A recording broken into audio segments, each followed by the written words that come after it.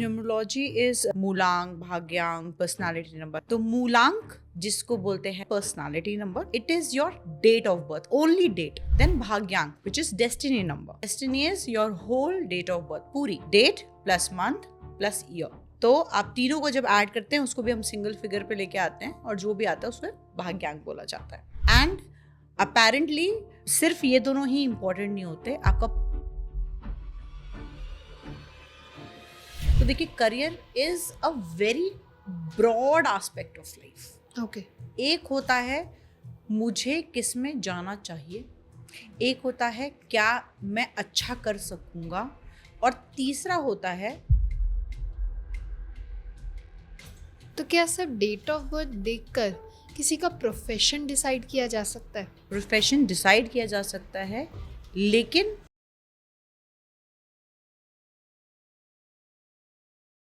जब भी हम अपना करियर चूज़ करते हैं हम हमेशा ये सोचते हैं क्या इसमें आगे स्कोप है, क्या हमें एक अच्छी जॉब मिलेगी या नहीं. लेकिन सबसे इम्पॉर्टेंट सवाल हमारे मन में रह जाता है कि क्या ये फील्ड हमारे लिए बनी है भी या नहीं. और इसका जवाब जो करेक्ट देता है, एक्यूरेसी के साथ देती है, वो है न्यूमरोलॉजी. न्यूमरोलॉजी एक ऐसी साइंस जहाँ पे आपके डेट ऑफ बर्थ में ही छुपे हुए कुछ ऐसे फील्ड्स हैं, कुछ ऐसी एस्पेक्ट्स हैं, कुछ ऐसी बातें हैं जो वो आपके लिए निकाल के लाती है. और आज हम जानेंगे कि अगर कोई इंसान जो हमें सुन रहा है, हमारी ऑडियंस में से अगर आपके कोई बच्चे या आप खुद किसी करियर ओरिएंटेड कोई डिसीजन लेना चाहते हैं या लेने वाले हैं, तो ये पॉडकास्ट आपके लिए है. पूरा पॉडकास्ट एंड तक देखिए, कहीं ना कहीं कोई बात ऐसी होगी जो आपसे रिलेटेबल ज़रूर होगी. पॉडकास्ट को लाइक, कमेंट, शेयर करना ना भूलें. चैनल को ज़रूर सब्सक्राइब करें. And let's welcome Ratika Sharma ma'am, जो काफ़ी सालों से इन ऑकल्ट प्रैक्टिसेस को करते आए हैं, लोगों को सिखाते आए हैं और लोगों को करियर गाइडेंस भी देते आए हैं. तो आज उन्हीं से जानते हैं कि आप लोगों के लिए या हमारे लिए क्या करियर गाइडेंस बनी है. वेलकम मैम, कैसे हैं आप? मैं बहुत अच्छी हूँ, आप कैसे हैं? मैं बिल्कुल अच्छी हूँ मैम. और आज का जो टॉपिक है वो और ज़्यादा खास है क्योंकि आज हम बात करेंगे न्यूमरोलॉजी की. स्पेशली हम बात करें नंबर्स की, क्योंकि न्यूमरोलॉजी बेसिकली जब तक हमने जाना, जब हमने समझा, तो बेसिकली हमारे डेट ऑफ बर्थ में ही कुछ ऐसे राज छुपे हुए हैं जो हमें न्यूमरोलॉजी बताती है. एब्सोल्युटली. न्यूमरोलॉजी इज नंबर्स की साइंस. जैसे हम बाकी चीज़ों में इंट्यूशन के बारे में बात करते हैं, काफ़ी चीज़ें ऐसी होती हैं जो आप फील कर सकते हैं but you can not see it. So numerology is sure science and maths. Calculation करो और आंसर पाओ. So it's absolutely visible to you कि जो चीज़ है 2 + 2 = 4, सो इट विल बी 4. सबसे पहले बात करते हैं, शुरुआत करते हैं हम अपने टॉपिक की, दैट इज़ करियर न्यूमरोलॉजी. तो क्या सच में न्यूमरोलॉजी हमारे करियर के सारे एस्पेक्ट्स को बताती है या करियर के बारे में बताती है? एब्सोल्युटली. पहले जानते हैं कि न्यूमरोलॉजी होता क्या है, राइट? डेफिनेटली. आप लोगों ने सुना होगा कि न्यूमरोलॉजी इज़ लोग बात करते हैं साइकिक नंबर, डेस्टिनी नंबर, मूलांक, भाग्यांक, पर्सनालिटी नंबर, है ना? एग्जैक्टली. तो सबसे पहले कैसे निकालते हैं इस बारे में बात करते हैं. तो मूलांक जिसको बोलते हैं psychic number, personality number, it is your date of birth, only date. Month and year नहीं उसमें कैलकुलेट करते हैं, सिर्फ डेट. सो जैसे कि मेरा है 29, 2 + 9 = 11. Then again we will add 1 + 1 which is 2. हम उसे एक सिंगल फिगर पे लेके आते हैं. Okay. कोई भी कैलकुलेशन होगी उसको हम सिंगल फिगर पे लेके आएंगे. ये हो गया मूलांक. देन भाग्यांक which is destiny number. Destiny is your whole date of birth, पूरी date plus month plus year. तो आप तीनों को जब ऐड करते हैं उसको भी हम सिंगल फिगर पे लेके आते हैं और जो भी आता है उसको भाग्यांक बोला जाता है. ठीक है. मूलांक पर्सनालिटी नंबर, जैसे आपको समझ में आ रहा है, नाम से ही समझ में आ रहा है. And psychic number, how your psyche is, how your personality is, है ना, जो मेन नंबर है, कैसी आपकी पर्सनालिटी है, आपका नेचर कैसा है. भाग्यांक, how is your life going to be, destiny कैसी रहेगी. ओके. ठीक है. तो दैट इज भाग्यांक. भाग्य से समझ में आ रहा है ना कैसा भाग्यांक भाग रहेगा.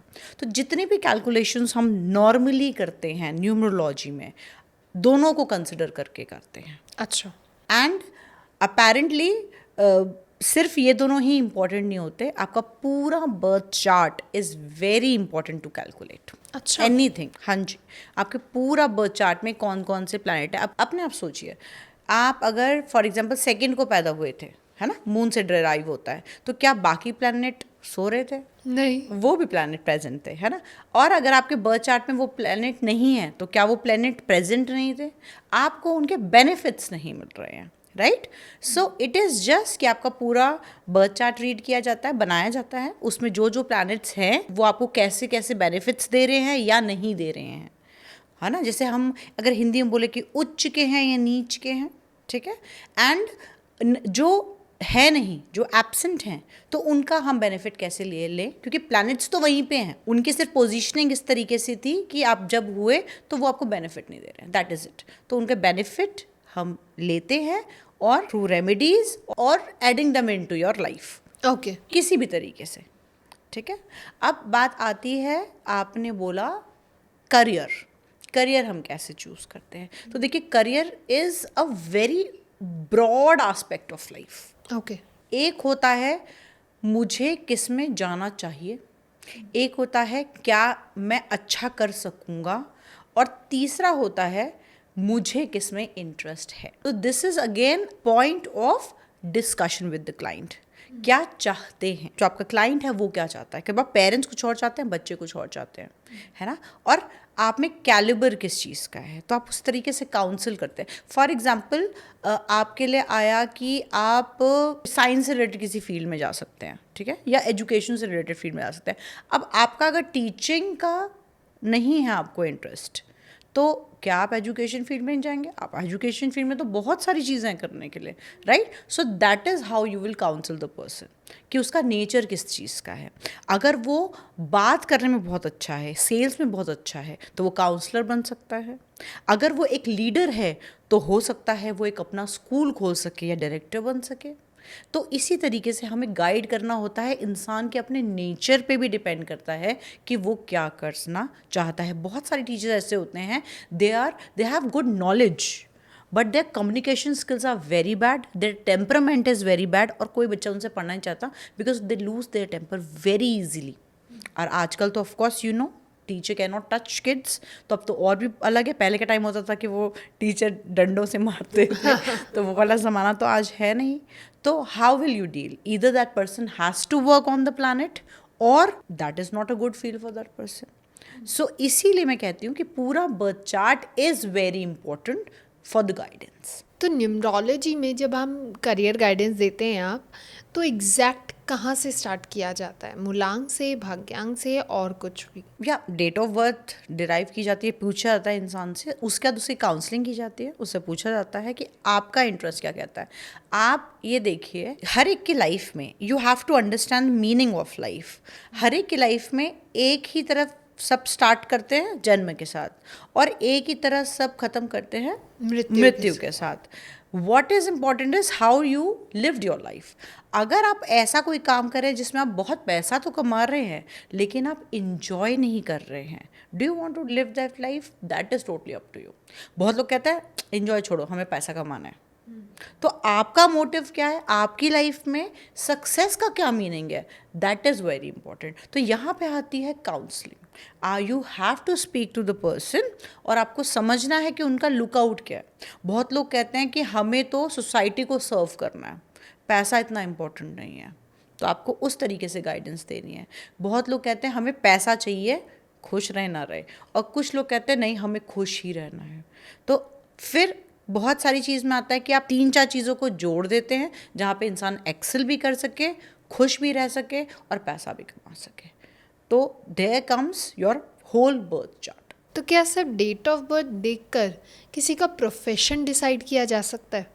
एब्सोल्युटली, प्रोफेशन डिसाइड किया जा सकता है, लेकिन मैं ये कहूँगी कि आपको पता चल जाता है कि इसका रुझान किस तरफ है। अच्छा। फॉर एग्जाम्पल, जनरली 3 नंबर से जो लोग डिराइव होते हैं, born on 3rd, 12th, 21st and 30th of any month, वो अधिकतर एजुकेशन से रिलेटेड जाते हैं या कुछ ऐसी चीज़ की तरफ जाते हैं जो बहुत स्किलफुल हो।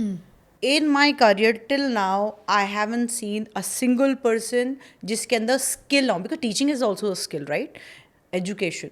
तो वो लोग बहुत अच्छे इस चीज में जाते हैं जिनका ये नंबर 3 हो, और ये होगा ही होगा। नंबर 1 आर बॉर्न लीडर्स, सो वो एक टाइम के बाद जॉब करना, again I told you earlier also कि डेट्स जो होती है वो भी मैटर करती हैं, जैसे 1 है या 10 है, 28 है, 19 है, ये भी मैटर करता है। अच्छा, मेनली नंबर 1 वाला होगा, इट इज ही और शी इज बॉर्न लीडर, तो वो एक टाइम के बाद जॉब करना पसंद नहीं करेंगे। वो इनिशियली अगर जॉब कर रहे हैं they want to do their own business because they do not like to take orders from anyone, ठीक है।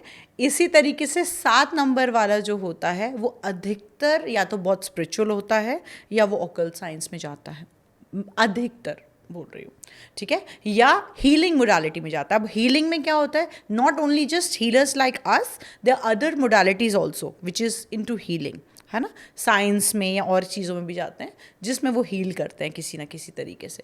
तो ये कुछ मोटी मोटी चीज़ें हैं जो लोग अच्छा करते हैं।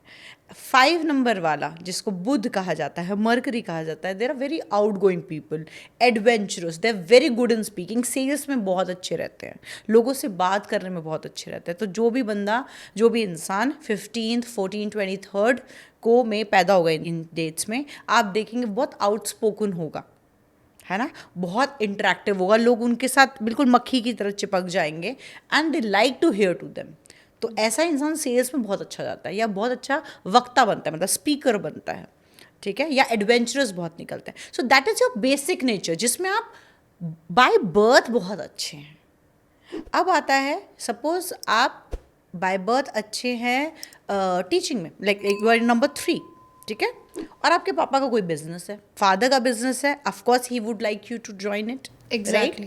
सो आप अपने स्किल्स को उसमें कैसे वो कर सकते हैं, राइट, वहाँ पे हमारा रोल भी आता है और ऑफ कोर्स गाइडेंस का रोल आता है कि आप उसमें कैसे करेंगे, ठीक है, क्योंकि आप ऑफ कोर्स अपनी जो आपकी लेगेसी चलती आ रही है उसको तो आप बंद नहीं कर देंगे, because I do not like to do it, like business नहीं करना या मेरे में वो स्किल्स नहीं है, सेल्स वाले नहीं है, है ना। तो आप अपने आप को कैसे निखारेंगे और अपने स्किल्स को किस तरीके से अप मार्केट कर सकते हैं, अपडेट कर सकते हैं कि आप उस बिजनेस में भी जा सकें। तो मैम, डेट ऑफ बर्थ के अलावा और कौन कौन से ऐसे नंबर्स होते हैं जो करियर एनालिसिस के लिए सबसे ज़्यादा इम्पोर्टेंट होते हैं? It is actually date of birth only, and क्योंकि आप जो है, आप फॉर एग्जाम्पल आपने सुना होगा न्यूमरोलॉजी से लोग नेम भी चेंज करते हैं, ना, तो मेनली तो स्पेलिंग्स करते हैं, बट इनिशियली ऐसा भी आता है कि बच्चा पैदा हुआ है, पेरेंट्स ने हमें 4-5 नाम दे दिए और कि इनमें ही हमने सिलेक्ट किया, इनमें से जो भी एप्ट बनता है आप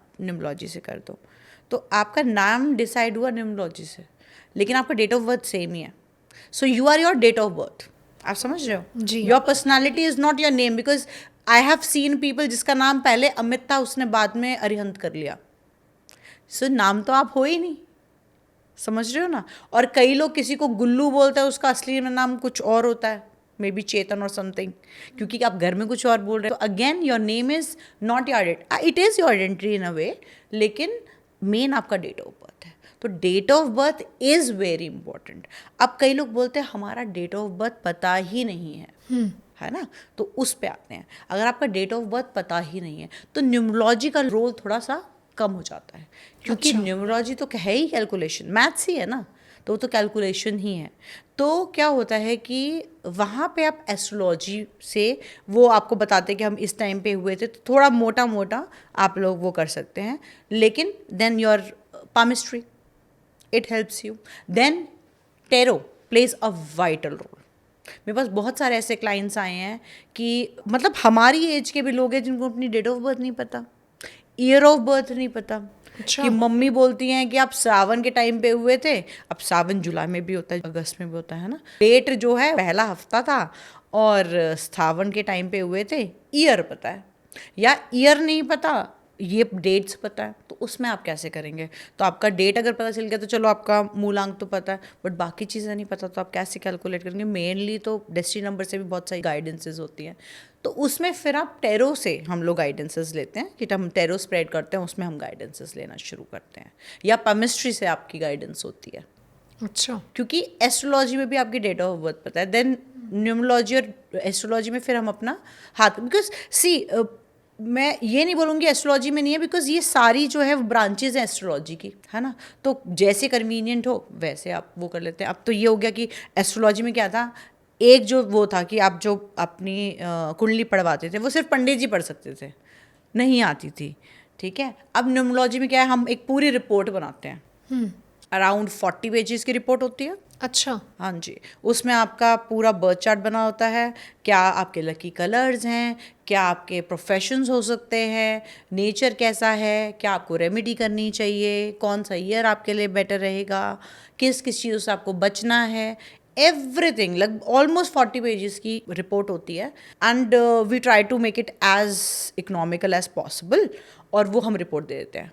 तो अभी तो मैंने आपको गाइडेंस दे दी, but for future you don't need to come to me, you just need to see that report. जैसे आपकी कुंडली होती है, बट वो ये होता है कि 2-3-4 पेज की होती है, ये 40 पेजेस की, बट पूरी इलेबोरेटेड है, पूरी एक्सप्लेन्ड है। You just need to see it and do wonders. अब मेरे बहुत सारे क्लाइंट्स हैं वो आपको नाम के लिए भी गाइडेंसेस देते हैं, मतलब उसमें जो भी आपको न्यूमरोलॉजी से रिलेटेड एक चीज़ चाहिए, जो भी गाइडेंसेस चाहिए, they are everything which is there. Okay. आपको क्या प्रोफेशन करना है, आपको क्या कलर यूज़ करना है, आपको कौन सी डेट सूट करेंगी, है ना, कौन कौन से आपके प्राइम ईयर्स होंगे जिसमें आप कुछ कुछ कर सकते हैं। So everything is like that. लेकिन having said that, of course it guides you a lot, but अगर सिर्फ कुंडली सब कुछ कर सकती तो हमारी क्या ज़रूरत पड़ती है। तो कंसल्टेशन तो ऑफ कोर्स इज़ डिफरेंट, तो दैट इज़ डिफरेंट थिंग। लेकिन कुंडली में बहुत कुछ कवर होता है। कई लोग बोलते हैं कि we can not afford the consultation and we can not afford to come again and again.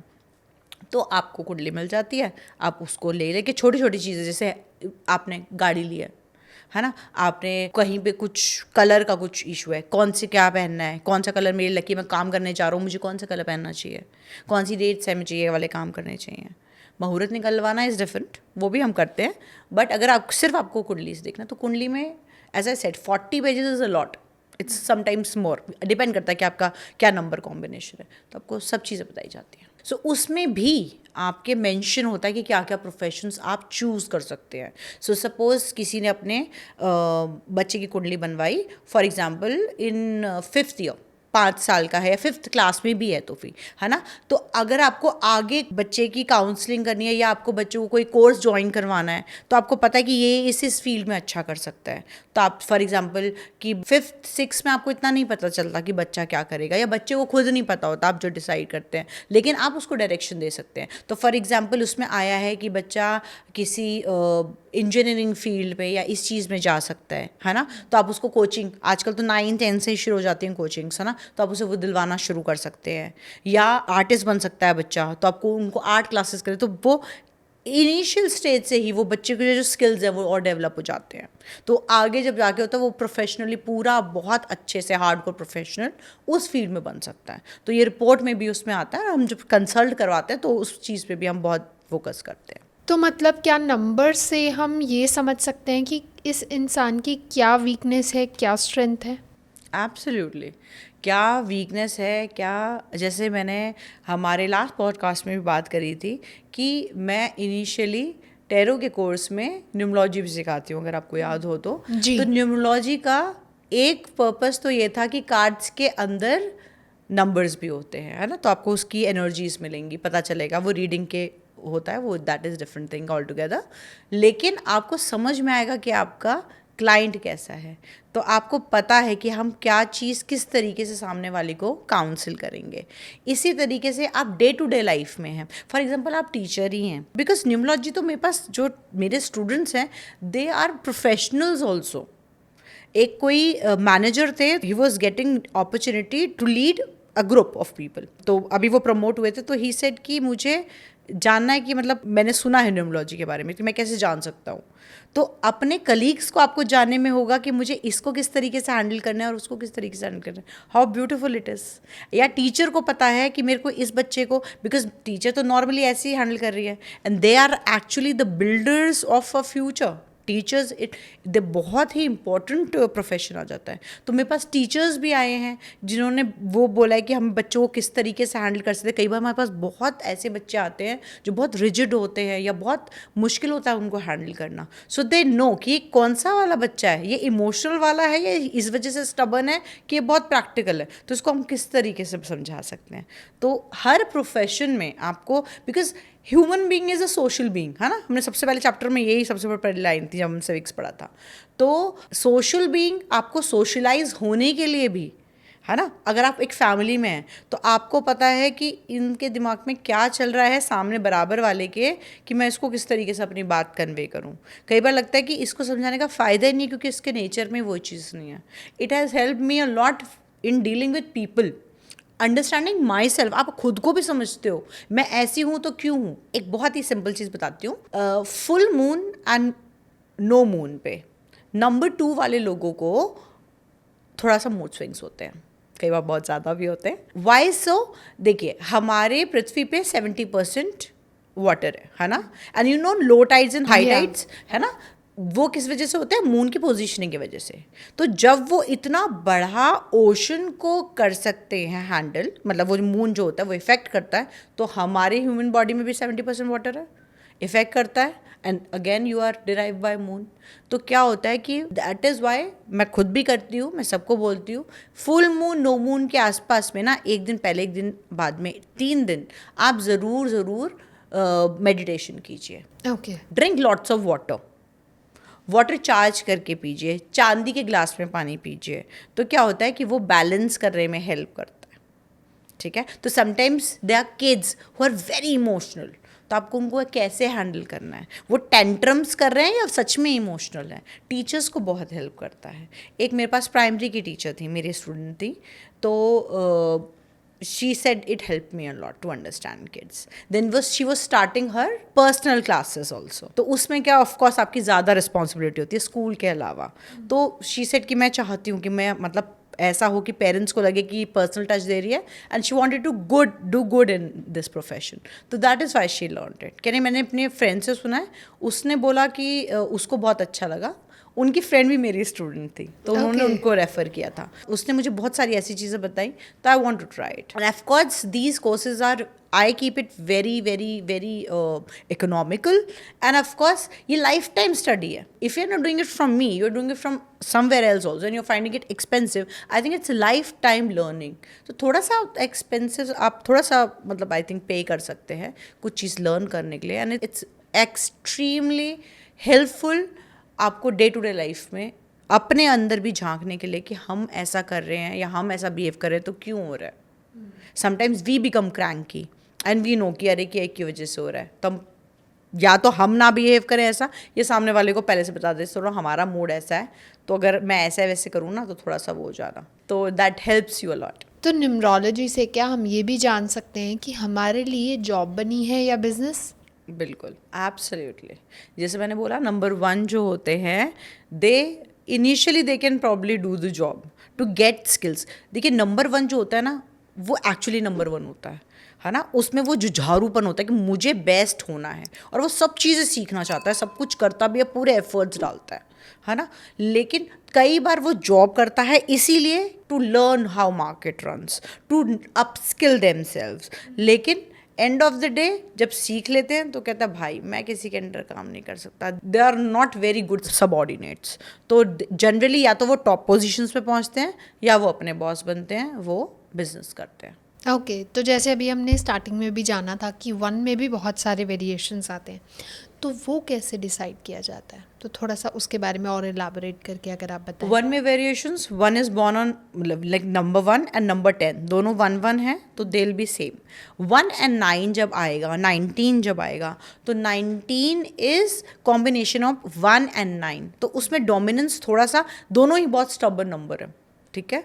लेकिन 1 एंड 9 दोनों की क्वालिटीज़ आएंगी। इसी तरीके से 28 जो होता है उसमें 2, तो ये वाले जो होंगे, जो अपर वाले जो 1, 10 एंड 19 वाले हैं, वो काफ़ी कम इमोशनल रहेंगे, वो थोड़े रैशनल रहेंगे।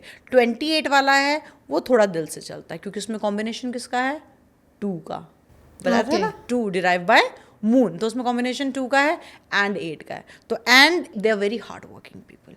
नंबर 1 वैसे भी हार्ड वर्किंग रहता है, लेकिन 28 वाला जो आ जाता है वो 8 में आ जाता है शनि, सैटर्न, तो Saturn work hard a lot, तो उसमें बहुत ही ज़्यादा, तो वो फिजिकली भी बहुत ज़्यादा काम करना पसंद करते हैं या करते हैं, और इनको सजेस्ट भी करते हैं 28 नंबर वाले को कि आपको फिजिकली बहुत एक्टिव रहना है, otherwise you might and up gaining weight. Okay. हाँ जी, 28 नंबर वाले को। तो इस तरीके से हम ये चीज़ें भी देखते हैं, बहुत सारी ये सब चीज़ें भी होती हैं कि कहाँ से होता है। तो ये वाले नंबर 1 की सीरीज़ में अगर हम देखें तो 28 वाला थोड़ा इमोशनल होता है, बाकी 1, 10, 19 वाले रैशनल ज़्यादा होते हैं। मैम जैसे बच्चे आते हैं आजकल तो बहुत ज़्यादा उनके पास इतनी वैरायटीज़ हो गई है, इतने ऑप्शंस हो गए हैं, तो समटाइम्स होता है कि कोई डिसाइड ही नहीं कर पा रहा, उसको ये प्रोफेशन भी अच्छा लगता है, ये भी अच्छा लगता है और ये भी अच्छा लगता है, तो क्या न्यूमरोलॉजी उसे राइट गाइडेंस देती है कि उसको सही पाथ कौन सा लेना चाहिए और कब लेना चाहिए? एब्सोल्युटली। जब कोई भी, अब देखिए मार्केट में आ रहा है, आपको फैसिनेट कर रहे हैं, यार इसमें तो ये बंदा भी बहुत अच्छा कर रहा है, मैं ये भी कर सकता हूँ, ये कर रहा है बहुत अच्छा कर सकता हूँ, ये कर सकता है। अगेन सबसे पहले आप में क्या स्किल्स हैं, आप में वो फॉर एग्जांपल जैसे मैंने नंबर 5 बताया है ना, वो आप में वो सेल्स वाले स्किल्स हैं या नहीं है, the very good sales people. अच्छा। Number 5 very good spokesperson. तो क्या होता है कि अगर वो है आप में और आप प्रोफेशन में वही चूज़ करना चाह रहे हैं तो बहुत अच्छी बात है, बट अगर आप नहीं करते हैं, आप कर मुझे यही करियर चूज़ करना है, sometimes people are also stubborn कि मुझे तो वही करना है, तो आप गाइड कीजिए है ना, और उनको रेमेडी बता दीजिए so that they get the quality of that number. Okay. ठीक है, और वो रेमेडी उनको बोलिए कि आपको ये लाइफ टाइम करनी है जिसमें आप वो अटेन कर सकें वो वाला स्किल, अगर वो उनके बर्थ चार्ट में नहीं है तो then they can of course choose it, and if they feel कि हाँ मैं कर पा रहा हूँ तो ठीक है, अदरवाइज ऑप्शंस आर देयर। तो आपका काम तो बेसिकली गाइडेंस करने का है, अगर किसी ने चूज़ ही कर लिया तो अलग बात है, और अगर किसी के पास 2-3 ऑप्शंस हैं तो आप बता सकते हैं कि आप इसमें ज़्यादा अच्छा करेंगे, अगर आप कंफ्यूज हैं तो आप इसमें ज़्यादा अच्छा कर सकते हैं, या ये वाला ऑप्शन भी अच्छा है, ये वाला भी ऑप्शन अच्छा है, यू कैन ट्राई। बहुत बार ऐसा होता है कि कॉलेज में ट्राई करते हैं, अभी लेटली समबडी कॉन्टैक्टेड मी कि हमारा बेटा ये 3 कॉलेजेस हैं इनमें करना चाह रहा है और ये इसका कोर्स है, कोर्सेज जो थे वो ऑलमोस्ट सेम थे, IT से रिलेटेड ही थे, तो क्या मतलब उससे करना चाहिए। So then he told me कि मुझे ये वाला ज़्यादा अच्छा लग रहा है, तो आई सेड ओके ठीक है आप इसमें चले जाओ, क्योंकि प्रोफेशन तो आपके तीनों ही वही आ रहे हैं। नंबर 3 का बच्चा था, वो प्रोफेशन ऑलमोस्ट सेम है, IT है, AII, and then he said कि आप मेरे को फिर टेरो से देखो। तो कई बार लोग डबली चेक करवाते हैं कि टेरो के थ्रू कि क्या करना है, तो then we chose one and he was happy with it, और उसका उसमें एडमिशन भी हो गया। कई बार आप एडमिशन के ट्राई करते हैं, आपको एडमिशन ही नहीं मिलता। एग्जैक्टली। तो बहुत बार ऐसा होता है कि एडमिशन के लिए ट्राई करते हैं कि ये वाला होगा, उसमें उन्होंने 3 ऑप्शन बताए थे मुझे, एक दिल्ली की यूनिवर्सिटी थी, एक चेन्नई की थी और एक आउटसाइड इंडिया की थी। तो जब निकाला तो मैंने कहा ये तुमको दिल्ली वाले में वो मिल रहा है, एंड समहाउ जो आउटसाइड इंडिया थी उसका आई थिंक दे वो एडमिशन क्लोज हो गए थे, एंड चेन्नई वाली थी उसका हुआ नहीं था, या उनको दिल्ली में ऑप्शन मिला। तो एंड ऑफ द डे आपको जहाँ पे एडमिशन मिल रहा है वहाँ पे आप ट्राई कर लीजिए, क्योंकि कोर्सेज इतना देखिए जैसे IT है, जैसे स्टडीज़ है ना, तो वो तो है जब बच्चा कह रहा है कि मुझे तीनों कोर्सेज पसंद है और वो IT से ही रिलेटेड है, तो उसमें तो आप इतनी बारीकी नहीं कर पाएंगे, तो इतनी बारीकी के लिए आपको टैरो गाइड करता है। ओके। तो मैम क्या हर नंबर्स के पास खुद की नेचुरल करियर टेंडेंसीज होती हैं? एब्सोल्युटली, बिल्कुल बिल्कुल, कि करियर जो होता है हर एक प्रोफेशन का अलग अलग होता है। जैसे मैंने आपको बताया नंबर 3 किसी ना किसी स्किल बेस्ड होता है, ठीक है। मेरे एक क्लाइंट हैं वो कैंसर सर्जन है, मेरे एक क्लाइंट है वो मेकअप आर्टिस्ट है, मेरी एक क्लाइंट है वो फैशन डिज़ाइनर है, एक क्लाइंट है वो टीचर है। स्किल बेस्ड हो गया, ठीक है, 3 नंबर वाले हैं। अब वो ये अलग है कि एक 30 है, एक 21, एक 3 है ना, तो वो अलग चीज़ हो गई, लेकिन नॉर्मली ऐसी होता है। तो देखिए स्किल बेस्ड है ना। एंड नंबर 1 वाले हैं, मैं नंबर 1 वाले अधिकतर जो है वो they end up becoming doing their own business. Okay. और नंबर 4 वाले नंबर 4 वाले जाते हैं अधिकतर समथिंग रिलेटेड टू माइंड, जहाँ पे उनको दिमाग लगाना होता है, या आईटी फील्ड में कुछ भी इलेक्ट्रॉनिक्स से रिलेटेड. सो अगेन नंबर 4 कौन है आपको पता है? दिमाग लगाने वाला बहुत बड़ा राहु है ना. एंड हमारी जो कंट्री में एक नंबर 4 है जो पूरी कंट्री चला रहा है, which is Amit Shah. Something related to mind. Profession क्या है? पॉलिटिक्स. लेकिन कहाँ चल रहा है दिमाग? सब कुछ करने में. तो दिमाग चल रहा है. शेयर मार्केट में बहुत अच्छा करता है नंबर 4. और आईटी इंजीनियर्स बहुत सारे देखे हैं मैंने, जो मेरे जानने में हैं. कई मेरे एक्स कलीग्स हैं, कई मेरे रिलेटिव्स हैं. तो आईटी में बहुत सारे नंबर 4 वाले होते हैं. नंबर 2 वाले इसमें ऑकल साइंस में. नंबर 7 वाले, मतलब मैं आई नो मैक्सिमम नंबर 7 इधर दे आर वेरी स्पिरिचुअल, या वो पूरे दिन पूजा पाठ में लगे रहते हैं, या वो ऑकल साइंस में है. And number 5 they are brilliant in sales. मैं तो मैक्सिमम को जानती हूँ, या तो वो एक्सपोर्ट इम्पोर्ट, अगेन सेल्स वाली चीज़ ही हो गया, सेल्स हो गया. अकाउंट्स में बहुत अच्छे रहते हैं. अच्छा. नंबर 6 बहुत अच्छा करते हैं ब्यूटी से रिलेटेड चीज़ों में, नंबर 6 वाले. ओके. ऐसा कुछ जो ब्यूटी शो करे, लाइक होटल्स, हॉस्पिटैलिटी, फ्लाइट्स, है ना. इसमें लोग जो होते हैं मॉडल्स, हाँ, फिल्म इंडस्ट्री. तो ये जो चीज़ जो दिखने में जो चकाचौंध है, वो नंबर 6 वाले के बहुत अच्छी रहती है. या बहुत अच्छा बोलने वाला कुछ प्रोफेशन हो, उसमें अच्छे रहते हैं. तो सेल्स में भी अच्छे रहते हैं ये लोग. नंबर 7 का हम बात ही कर चुके हैं, अधिकतर ऑकल्ट साइंसेस में जाते हैं. And number 8 hard working, extremely hard working. तो वो बिजनेस में करें, जॉब करें. अधिकतर देखिए नंबर 8 वाला भी थोड़ा सा ना इस तरीके का होता है कि वो ऑर्डर्स लेने में इतना नहीं पसंद करता, थोड़ा सा स्टबर्न ही होता है. तो बिजनेस बहुत अच्छा करते हैं, या उनके साइड बाय साइड दूसरे बिजनेस होते हैं, बट दे आर एक्सट्रीमली. आप उनको कोई भी काम देंगे वो पूरे शिद्दत के साथ करेंगे. लोहे का काम हम मना करते हैं, बट अदरवाइज. लेकिन कई बार होता है कि बर्थ चार्ट पे एक आए थे मेरे पास, उन्होंने बोला कि अपने आप से, मतलब he was not my client, I was just talking to that person. इसने मुझे मेरा बर्थ चार्ट देख के ही मुझे एस्ट्रोलॉजर ने बोला था कि तुम लोहे का ही काम करना है, and he is doing good in his job. तो एस्ट्रोलॉजर ने कुछ ना कुछ तो देखा ही होगा उनके पास.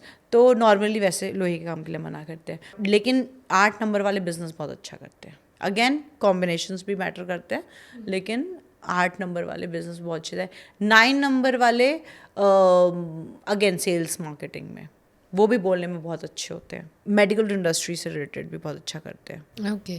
तो इसी तरीके से आप बहुत सारे ऐसे प्रोफेशंस होते हैं जो हम गाइड करते हैं आपकी अपनी नंबर के हिसाब से. तो मैम अगर लोगों के क्वालिफिकेशन और उनकी जो पर्सनालिटी या कह लीजिए टेंडेंसीज है, करियर टेंडेंसीज, वो मैच ना करती हो, तो क्या करें? काम से खुश नहीं रहते.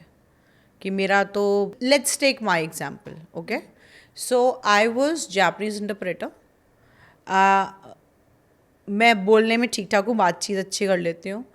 I was awarded in my job कि आप बहुत अच्छे हो. मुझे मेरे जो क्लाइंट्स आते थे, जापनीज़ आते थे, वो मुझे बहुत अच्छा अप्रिसिएशन लेटर्स लिख के जाते थे, बहुत अप्रिशिएट करते थे. बट अंदर से मुझको था कि कुछ तो मिसिंग है यार, नहीं मज़ा नहीं आ रहा. ठीक है. So when I came into this industry, मैंने यहाँ पे मॉडलिटीज़ डिफरेंट सीखी. I was like yes, This is what I wanted to do. So even if you're doing great in your job, I was earning very good. अगर आप Google search भी करेंगे Japanese interpreter कैसा earn करता है, it is a good amount of money. But when you do not have that self-satisfaction. So again, as I mentioned, it totally depends on what is success for you. Being happy or being earning money. Both are okay. आपके लिए पैसा कमाना ज़्यादा important है ना, या आपके लिए अपने आप को खुश रखना ज़्यादा इम्पोर्टेंट है. And you know mix and match of both. Exactly. तो उसमें अच्छा होता है. अब यहाँ पे आप प्रोफेशनली भी कर रहे हैं और आप उससे पैसा कमा रहे हो, तो बहुत ही अच्छी बात है. तो मैम जैसे कुछ लोग होते हैं ना जो बार बार जॉब स्विच कर रहे हैं, उन्हें समझ नहीं आ रहा कहाँ जाके रुकें, या फिर उनको वो ग्रोथ नहीं मिल पा रही, डिससेटिस्फैक्शन है, जैसे अभी आपने कहा भी, तो उसके लिए क्या न्यूमरोलॉजी गाइडेंस देती है? इसमें मैं एक एग्जांपल देती हूँ. There is a client of mine, she is number 3. Okay ठीक है. एंड वो सेल्स में कर रही थी and she was doing very good. She reach to AVP position, but again something was missing. She quit her job. अब वो influencer है and she is earning also and she is enjoying her self also. तो आप profession ऐसा भी है ना कि जैसे मैंने बोला कि नंबर 3 वाले में जो स्किल है वो उसी को अपने फायदे के लिए भी तो यूज़ कर सकता है ना. एग्जैक्टली. अगर आप कोई टीचर है ना, अब वो कह रहा है मुझे टीचिंग में मज़ा नहीं आ रहा, तो वो एजुकेशन इंडस्ट्री से रिलेटेड कुछ करेगा तो एजुकेशन से रिलेटेड ही कुछ कर ले या अपने स्किल्स में कुछ कर ले. अब फॉर एग्जांपल किसी ने फैशन डिज़ाइनिंग सीखी है ना, and that person is may be not enjoying her self. वो कोई और नंबर है, नंबर 3 नहीं है, वो नहीं इन्जॉय कर रहा, बट वो करना उसी इंडस्ट्री में काम चाहता है. वॉट विल गाइड इज, हम उसको रेमेडी बताते हैं उस नंबर की. ठीक है, आप ये करके देखिए, देखो आपको बेनिफिट मिल रहा है नहीं मिल रहा. जनरली काम करते हैं. There is a person who came to me. He was into hotel industry and he was in a good position, but he was not enjoying himself and not getting recognized also. मतलब जितना caliber था ना वो नहीं हो रहा था. So he came to me. We changed his name spelling. Obstacles आ रहे थे. And his change. Graphology. I also do graphology. That is signature, science of signatures, right? Handwriting. So we changed his signature. Within a month, he was doing wonders, and what he wanted in life, he just got that. Okay. Meeting celebrities and doing wonders. अच्छी top notch company में उनकी अच्छी position पे job लगी and he is doing very good for himself. वो जो obstacles थे वो दूर हो गए. तो sometimes your name create obstacle for you. Career also, in your life also. तो बहुत सारी चीज़ होती है कि आपके अगेंस्ट जा रही होती हैं, आप पूरे एफर्ट्स जा रहे हैं तब भी. ओके. तो मैम न्यूमरोलॉजी में बिजनेस या जॉब के लिए जो भी देखा जाता है, जो भी एनालाइज किया जाता है, क्या इन दोनों की अप्रोचेस अलग अलग होती हैं? Absolutely not. दोनों चीज़ों के लिए सेम ही चीज़ एनालाइज की जाती है. आपका बर्थ चार्ट. आपका बर्थ चार्ट ही बताएगा कि आप कैसा है या आप कैसा कर सकते हैं. फॉर एग्जाम्पल जैसे मैंने आपको बताया 1 नंबर वाला बंदा है, ठीक है. अब अगर उसके बर्थ चार्ट में 2 2s आ जाते हैं, 2 टाइम मून्स के 2 नंबर, तो वो इंसान कैसा होगा, उसका नेचर वैसा नहीं रहेगा. बेसिक नेचर तो वही है, बट फिर अगर that person will become emotional. Because आप पूरा बर्थ चार्ट देखते हैं. आपकी बॉडी जो है वो सिर्फ सर या आँख या आपका चेहरा नहीं है ना. It is your hands, your legs, your other organs also. Exactly. Similarly मतलब लाइकवाइज आपका जो बर्थ चार्ट है वो पूरा रिप्रेजेंट करता है. जैसे मेरे पास बहुत सारे लोग आते हैं, आपने ये चीज़ आपने सुनी भी होंगी कि वो आते हैं, बहुत सारी रील्स आती है, नंबर 6 चाहिए, वीनस चाहिए, नंबर 6 चाहिए, है ना, होता है. तो पीपल कम टू हमें नंबर 6 दे दो, बस कुछ भी करके हमें नंबर 6 दे दो. ऐसे पहले एनालाइज करने दीजिए. नंबर 6 कहते हैं ना, half knowledge is really dangerous. Exactly. है ना. तो अब क्या होता है, आप तो रील बना के चले जाएंगे, आप हाफ देखिए. जो चीज़ फ्री में मिल रही है ना वो या तो बहुत खतरनाक है या वो अधूरी है. ये आपको समझ जाना चाहिए. तो लोग बोलते हैं नंबर 6 है. तो नंबर 6 अगर आपके पास मल्टीपल टाइम्स आता है, वो मैं अपना I can put my life in to it.